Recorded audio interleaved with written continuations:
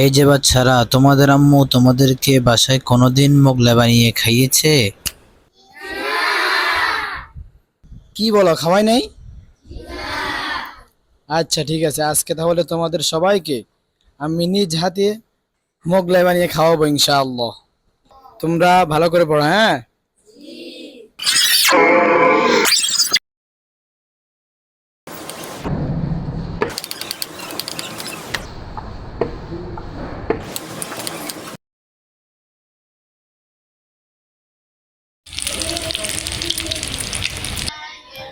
এই যে বাচ্চারা, এই যে তোমাদের জন্য মোগলাই রেডি। সবাই সিরিয়াল ধরো,